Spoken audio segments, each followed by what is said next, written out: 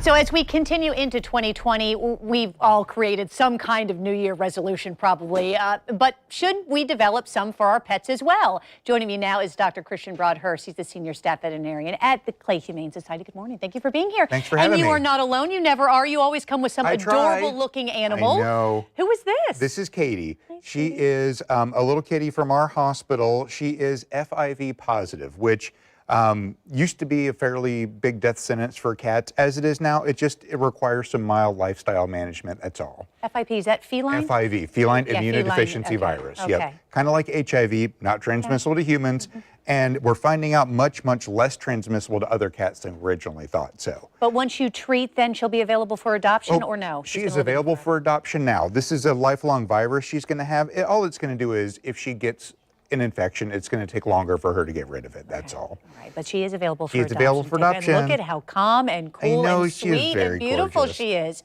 So we were talking about New Year resolutions, of course, and we've been talking about this all morning for the humans. Yes, but you know, it turns out there are things that we can do also for our pets, and a lot of them, this is just a really great time of year to remember to do the things that we should be doing for our pets every year. So let's start first with spade and neuter. I know that the Humane Society is very, this is very important because we have to control the number of animals that are out there that are not being loved and cared for. Immensely important, and certainly it's one of those things, if it's been in the back of your mind, I need to get my animal spayed or neutered, well, take advantage today.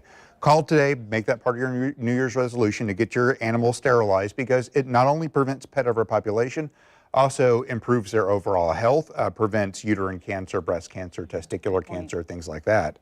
Microchipping is also very important, another thing to remember. Very important, because as always, 4th of July, we just passed New Year's, fireworks everywhere, and it's not uncommon for animals to get out, run away, and if they're not microchipped, you may not get them back. And this is a good time to remember those yearly exams. As soon as you walked into the studio, I thought, oh, I forgot to get my cat scheduled. Yes, and that's important too. It is. It's very important to keep up, just like with your own health and keeping up with your animal's annual exams.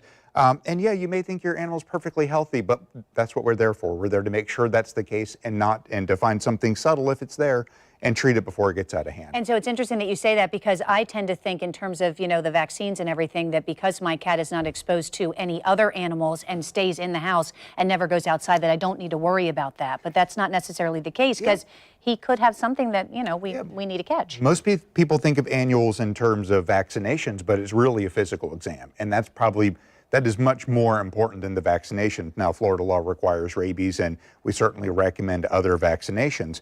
But really, it's there to look in the eyes, look in their ears, look at their mouth. Dental care, right? Listen to their teeth. And speaking of teeth, that's another thing that a lot of people put off long term and may be able to get back to beginning of the year. Dental health is important. Brushing your teeth, there are water additives out there you can put in.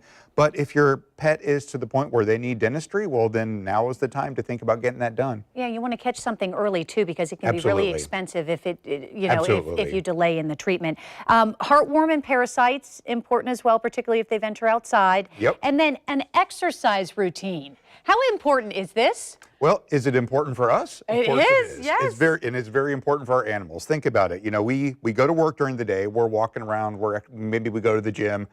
Our animals sit on the couch or the floor or my pillow, waiting for us to come home and doing not much of anything. It is very easy to slip into obesity. It's very hard to get them back. Now, cats, it can be more of a challenge to exercise cats than dogs. If you have a dog, it's easy. Take them for a walk. Take them out and socialize them.